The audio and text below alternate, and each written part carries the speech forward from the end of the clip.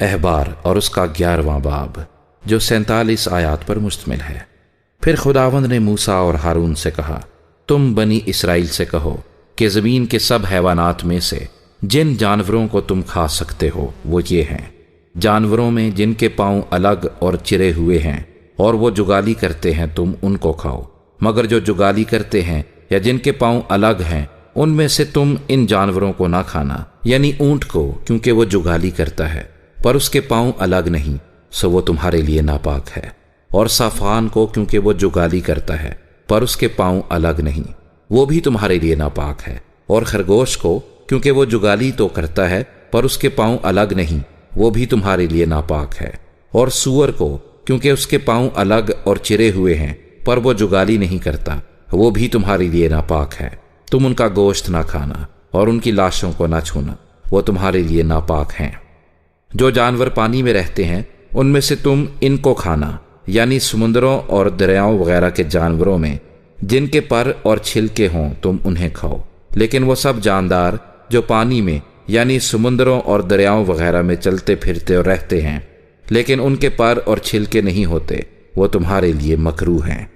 اور وہ تمہارے لیے مکروہ ہی رہیں۔ تم ان کا گوشت نہ کھانا اور ان کی لاشوں سے کراہیت کرنا۔ پانی کے جس کسی جاندار کے نہ پر ہوں اور نہ چھلکے وہ تمہارے لیے مکروہ ہے۔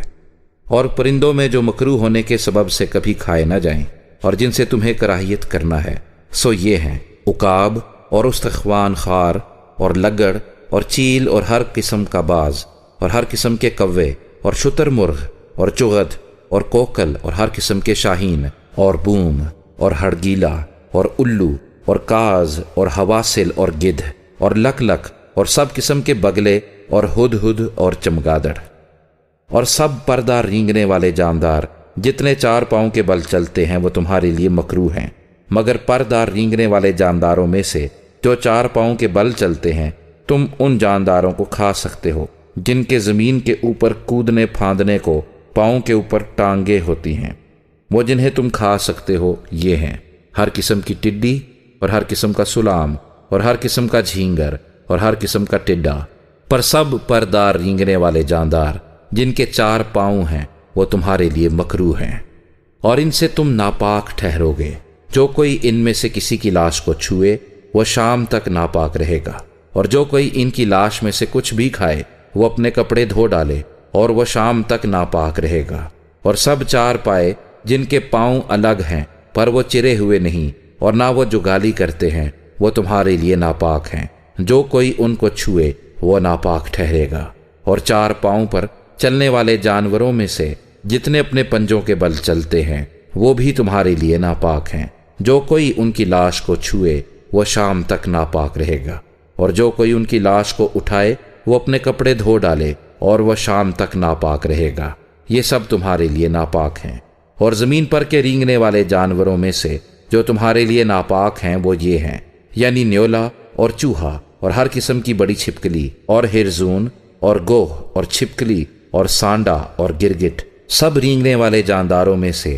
یہ تمہارے لیے ناپاک ہیں، جو کوئی ان کے مرے پیچھے ان کو چھوئے وہ شام تک ناپاک رہے گا۔ اور جس چیز پر وہ مرے پیچھے گریں وہ چیز ناپاک ہوگی، خواہ وہ لکڑی کا برتن ہو یا کپڑا یا چمڑا یا بورا ہو، خواہ کسی کا کیسا ہی برتن ہو، ضرور ہے کہ وہ پانی میں ڈالا جائے اور وہ شام تک ناپاک رہے گا، اس کے بعد وہ پاک ٹھہرے گا۔ اور اگر ان میں سے کوئی کسی مٹی کے برتن میں گر جائے تو جو کچھ اس میں ہے وہ ناپاک ہوگا، اور برتن کو تم توڑ ڈالنا، اس کے اندر اگر کھانے کی کوئی چیز ہو جس میں پانی پڑا ہوا ہو تو وہ بھی ناپاک ٹھہرے گی، اور اگر ایسے برتن میں پینے کے لیے کچھ ہو تو وہ ناپاک ہوگا۔ اور جس چیز پر ان کی لاش کا کوئی حصہ گرے، خواہ وہ تنور ہو یا چولہا، وہ ناپاک ہوگی اور توڑ ڈالی جائے۔ ایسی چیزیں ناپاک ہوتی ہیں اور وہ تمہارے لیے بھی ناپاک ہوں، مگر چشمہ یا تالاب جس میں بہت پانی ہو وہ پاک رہے گا،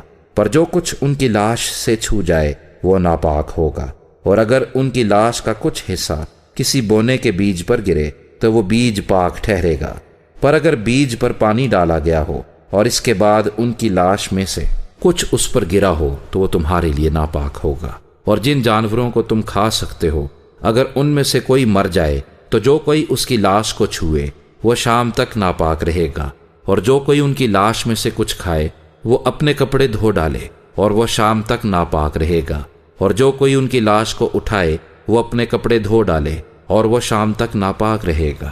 اور سب رینگنے والے جاندار جو زمین پر رینگتے ہیں مکروہ ہیں اور کبھی کھائے نہ جائیں، اور زمین پر کے سب رینگنے والے جانداروں میں سے جتنے پیٹ یا 4 پاؤں کے بل چلتے ہیں یا جن کے بہت سے پاؤں ہوتے ہیں ان کو تم نہ کھانا، کیونکہ وہ مکروہ ہیں۔ اور تم کسی رینگنے والے جاندار کے سبب سے جو زمین پر رینگتا ہے اپنے آپ کو مکروہ نہ بنا لینا، اور نہ ان سے اپنے آپ کو ناپاک کرنا کہ نجس ہو جاؤ، کیونکہ میں خداوند تمہارا خدا ہوں۔ اس لیے اپنے آپ کو مقدس کرنا اور پاک ہونا، کیونکہ میں قدوس ہوں۔ سو تم کسی طرح کے رینگنے والے جاندار سے جو زمین پر چلتا ہے اپنے آپ کو ناپاک نہ کرنا، کیونکہ میں خداوند ہوں، اور تم کو ملک مصر سے اسی لیے نکال کر لایا ہوں کہ میں تمہارا خدا ٹھہروں۔